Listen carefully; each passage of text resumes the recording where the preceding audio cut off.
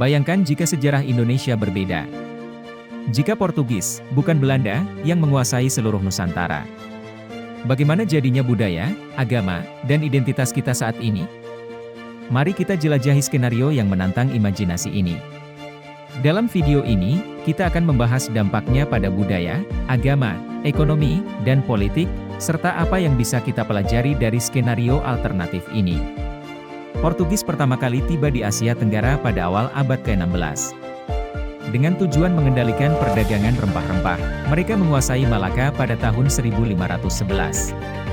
Malaka menjadi pusat strategi mereka untuk menembus kepulauan Indonesia.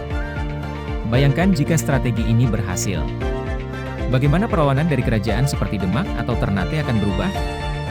Dalam skenario ini, Portugis akan membangun jaringan benteng dan pos perdagangan, mengendalikan jalur laut, dan bekerja sama dengan kerajaan-kerajaan lokal untuk memperluas pengaruh mereka.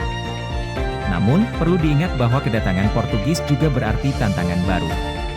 Konflik antara mereka dengan kerajaan-kerajaan lokal pasti akan memanas, terutama dengan kerajaan Islam yang berkembang pesat pada masa itu. Jika Portugis berhasil menjadikan seluruh Indonesia sebagai koloni, kita bisa membayangkan bagaimana struktur pemerintahan mereka bekerja. Berbeda dengan Belanda, Portugis cenderung mempertahankan hubungan dengan penguasa lokal. Misalnya, kerajaan seperti Goa dan Tidore mungkin tetap memegang peran signifikan, tetapi di bawah pengawasan Portugis. Sistem ini mungkin menciptakan struktur yang lebih fleksibel tetapi juga penuh tantangan. Akan ada gesekan antara nilai-nilai tradisional lokal dengan kebijakan kolonial Portugis. Kolaborasi ini mungkin menghasilkan stabilitas di beberapa wilayah, tetapi juga membuka peluang konflik di wilayah-wilayah lain yang tidak setuju dengan dominasi Portugis. Dalam hal budaya, pengaruh Portugis mungkin akan sangat mendalam. Musik tradisional Indonesia seperti gamelan bisa berbaur dengan alat musik seperti gitar Portugis, menciptakan gaya baru yang unik. Kita juga mungkin melihat arsitektur bergaya Baroque mendominasi kota-kota besar, dengan elemen lokal yang disesuaikan. Tidak hanya itu, perkembangan sastra dan seni juga bisa terpengaruh. Bayangkan cerita rakyat seperti Ramayana atau Mahabharata yang diceritakan ulang dengan pengaruh gaya narasi Eropa. Di sisi lain, masakan Indonesia juga mungkin mengalami perubahan.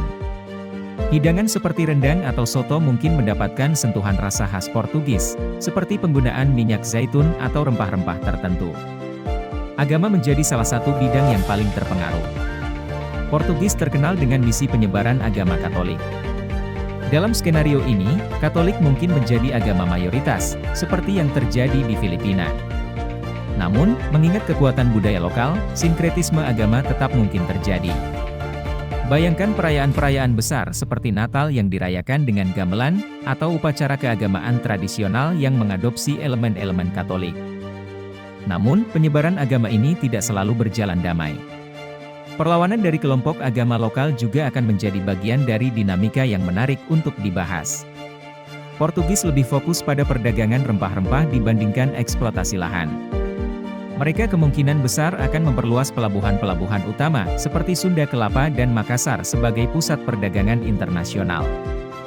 Dengan pendekatan ini, struktur ekonomi Indonesia mungkin akan lebih berorientasi pada perdagangan global, tetapi apakah ini akan lebih menguntungkan rakyat lokal?